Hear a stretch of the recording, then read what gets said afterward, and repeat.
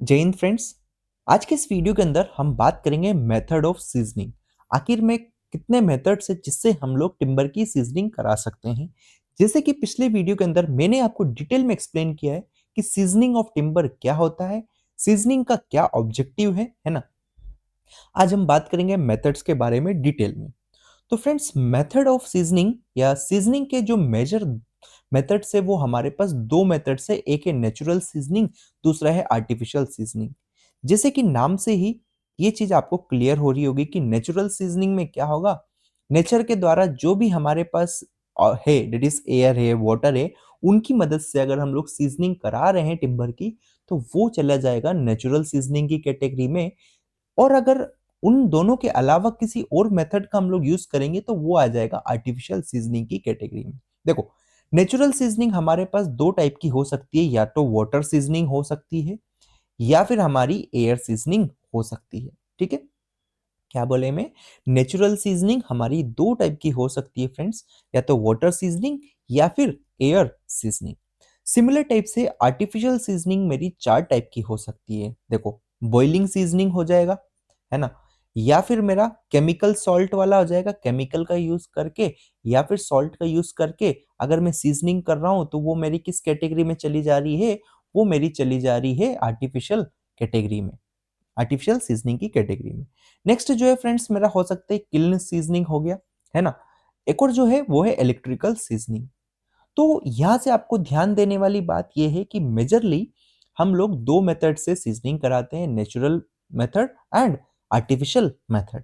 Natural method के अंदर हमारा वाटर सीजनिंग हो सकता है या फिर एयर सीजनिंग हो सकता है। वहीं आर्टिफिशियल सीजनिंग के अंदर ये चार अलग अलग मेथड्स है जिनके बारे में हम आगे डिस्कस करेंगे। आज के इस वीडियो के अंदर मैं आपको डिटेल में एक्सप्लेन करता हूं नेचुरल सीजनिंग के बारे में, है ना। तो सबसे पहले हम बात करेंगे फ्रेंड्स नेचुरल सीजनिंग में भी एयर सीजनिंग के बारे में। देखो, यहां पर आपको एक चीज दिख रहा होगा, एयर, मतलब कि वह सीजनिंग, वह नेचुरल सीजनिंग जिसके अंदर हम लोग एयर का यूज कर रहे हैं, उस पर्टिकुलर टाइप की सीजनिंग को एयर सीजनिंग नाम दे दिया गया है। जैसे कि सबसे पहले इसमें क्या करेंगे एयर सीजनिंग के अंदर फ्रेंड्स, जो भी हमारे टिम्बर लॉक्स है, मान लेता हूं ये मेरे सारे क्या थे, टिम्बर के लॉक्स है। इन टिम्बर को लॉक्स को मैं ऐसे जमा दूंगा। ठीक है, ऐसे मैंने इनको जमा दिया।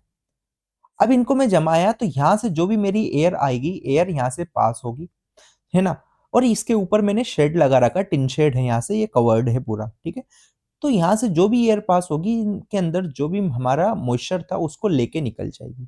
सेम चीज मैंने यहाँ पर लिख दी है कि timber logs are arranged in layer in a shed in such a way that the natural air passes through it.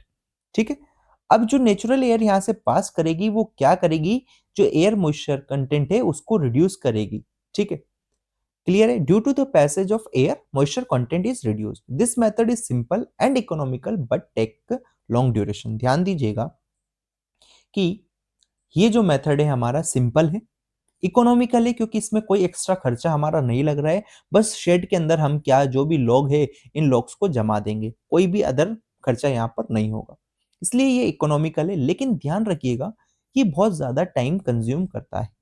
Same तरीके से आप समझ सकते हैं कि आपने ठंडी के मौसम में कपड़े को छत पे सुखा दिया है या कहीं पर सुखा दिया है, और दूसरी जगह आप वॉशिंग मशीन में पहले उसको ड्राइड कर रहे हैं, देन फिर उसको डाल रहे हैं। दोनों में डिफरेंस है, एक जल्दी सूख जाएगा, एक को टाइम लगेगा। सेम तरीके से अगर आपने जो भी लकड़ी है या टिम्बर है उसको एक शेड के नीचे रख दिया है और नेचुरली उसको सूखने दे रहे हैं, तो वो टाइम लगेगा लेकिन उसमें कोई एक्स्ट्रा खर्चा नहीं आ रहा है, जैसे कि आपके कपड़े में होता है। वॉशिंग मशीन में एक्स्ट्रा खर्चा आता है, नेचुरल सूखने पे एक्स्ट्रा खर्चा नहीं आएगा। वॉशिंग मशीन आपका एनर्जी कंज्यूम करेगा, डेट इज इलेक्ट्रिसिटी। क्लियर है। तो सेम तरीके से इस चीज को भी आप समझ सकते हैं।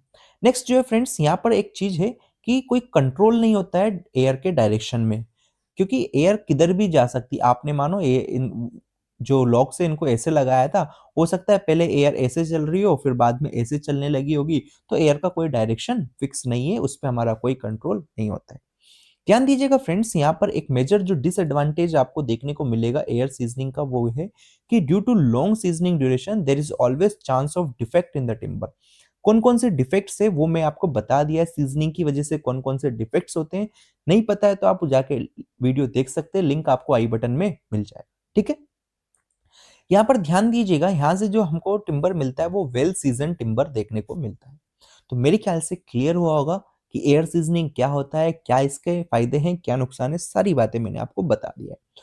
सबसे बड़ा फायदा तो ये है फ्रेंड्स कि इकोनॉमिकल है, और सबसे बड़ा नुकसान ये है कि यहाँ पर डिफेक्ट के चांस बढ़ जाते हैं।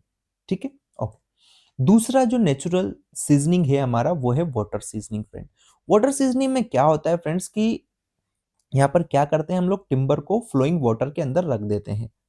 क्या बोला? Timbers are placed in flowing water with large cross section at the upstream. ठीक है, जैसे कि मानो ये कोई रिवर थी मेरी, है ना, यहाँ से रिवर में पानी जा रहा था, ऐसे ये बह रही होगी, तो जो भी टिम्बर से मैं टिम्बर के क्रॉस सेक्शन को इस टाइप के इसमें रख दूंगा, है ना। तो ये यहाँ से जो जब भी पानी जाएगा तो इन टिम्बर के अंदर जो भी शेप होता है उस शेप को लेके चले जाएगा। ठीक है, तो यही चीज मैंने यहाँ पर लिखी है कि due to the effect of water the removal of sap take place. अगर सेग निकल जाएगा मतलब कि जो हमारा टेम्परेरी फ्री वाटर था किसके अंदर, हमारे टिम्बर के अंदर, वो निकल जाएगा, है ना। तो देखो, after 2 to 3 week timber is taken out from the water and subjected to natural air dry.